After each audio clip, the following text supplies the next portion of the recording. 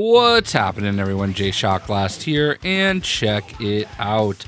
This past Monday, we got our first look at the Joker, the first DLC character for Suicide Squad Kill the Justice League, as part of their free updates that they will be rolling out to the game each season. And he was a very interesting look at the character, and obviously we also got the introduction of Elseworlds, which is going to explain a lot of what's going on in the game with Brainiac. And I understand there's going to be a lot of story things that tie into this. Obviously, we haven't played the game yet. We haven't experienced the story. We don't understand any of this or why this version of the Joker is brought into this universe. But it does beg the question that a lot of people have kind of had in mind, and certainly myself. And again, I will admit, I'm hoping that we get through the story and it explains everything, but did this need to be in the Arkhamverse?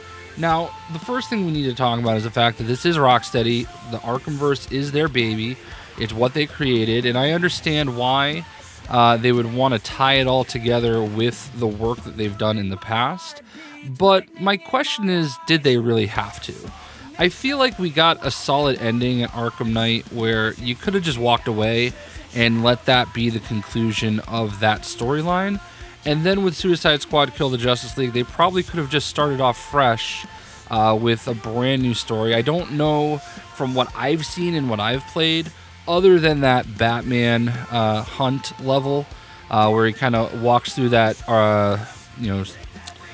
museum where they kind of walk you through the events of the Arkham storyline.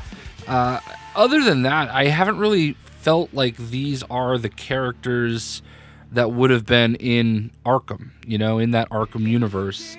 So it seems like it might have just been better to let sleeping dogs lie and start off fresh, especially if we're just going to be carrying in new versions of characters anyway, because obviously in the Arkhamverse, the Joker's dead, and he's very dead, and it's a little weird to bring him back in.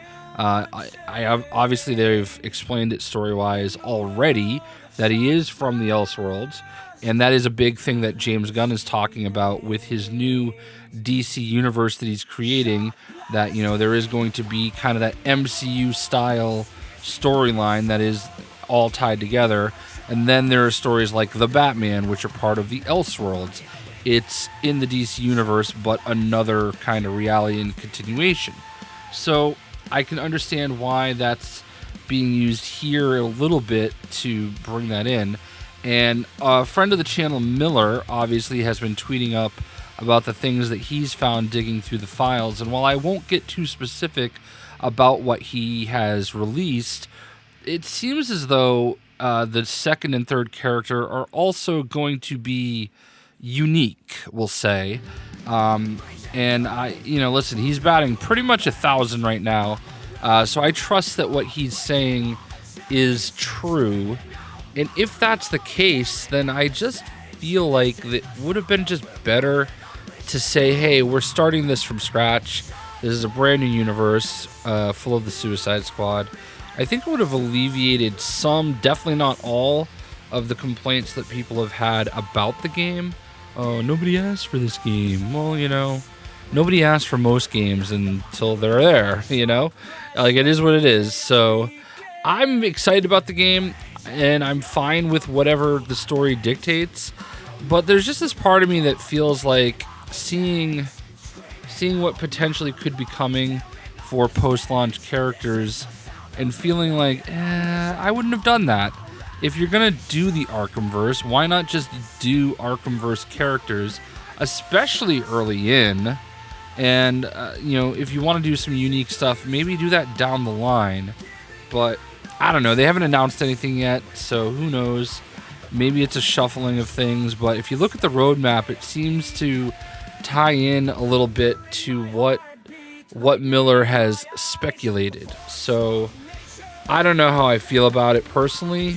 I mean, I'm hoping that the characters are fun, but I would have preferred traditional DC characters.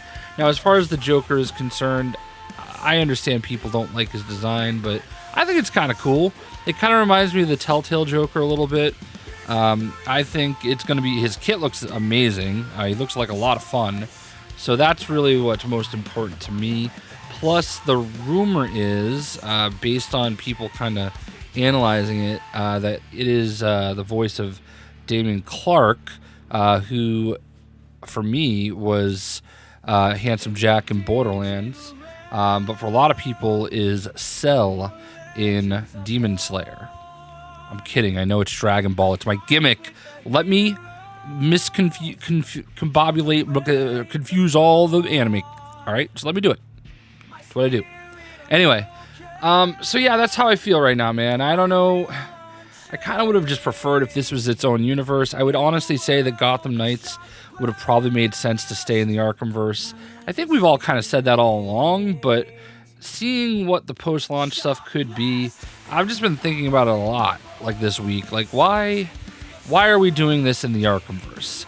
Again, I expect that there is going to be some story explanation to this. I trust Rocksteady. I really feel like they know what they're doing.